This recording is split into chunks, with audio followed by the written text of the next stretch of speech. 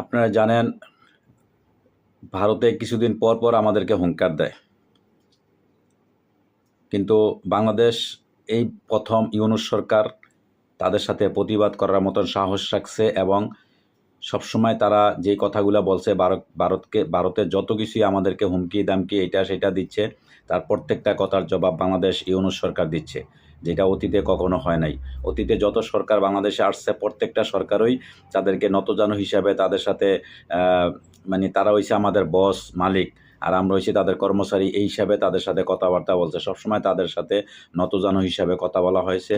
কিন্তু বিদেশি নীতি কিন্তু এরকম না। বিদেশি নীতি হইছে বন্ধু সম্পূর্ণ, বন্ধু তারা আমাদেরকে সহযোগিতা করব, আমরা তাদেরকে সহযোগিতা করব, সমান সমান অধিকার থাকবে, এটা হচ্ছে বন্ধুত্ব।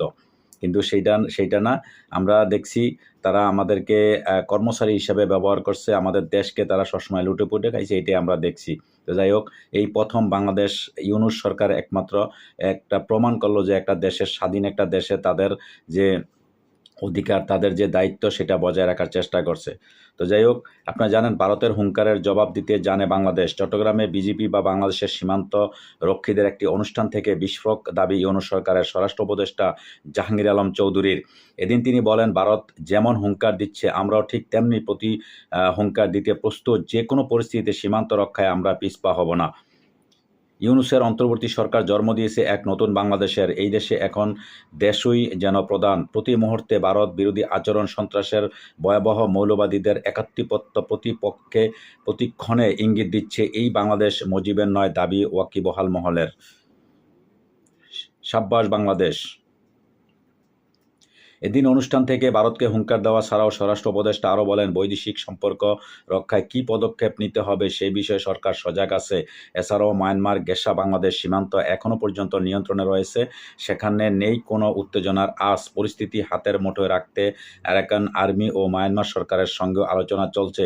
শঙ্কার আর কোনো কারণ নেই বললেই চলে।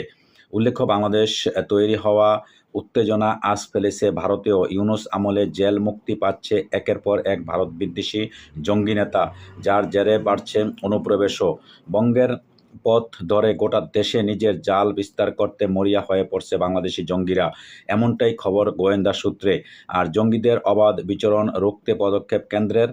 ইতিমধ্যে চিকেন নিয়ে বাড়ানো হয়েছে নিরাপত্তা, মোতায়েন করা হয়েছে নজরদারি ড্রোন, জাল পাসপোর্ট বাড়িয়ে কেউ যেন না অনুপ্রবেশ করতে পারে সেই জন্য জোর বাড়ানো হচ্ছে সাইবার নিরাপত্তাতেও।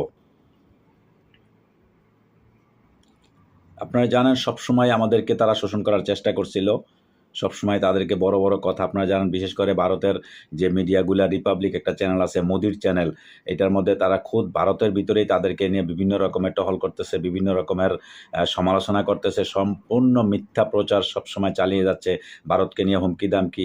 আরে ভারতের কাছে বাংলাদেশ কিছুই না, এইটা সেইটা, ওরা আমাদের খাওয়ায়, এই করে সেই করে, এই ধরনের কথাবার্তা। তাদের প্রতি জবাব বাংলাদেশ সরকার এখন প্রতি উত্তর দিতেছে। ইনশাল্লাহ সামনেও দেব। ভালো থাকবেন। আল্লাহ হাফেজ।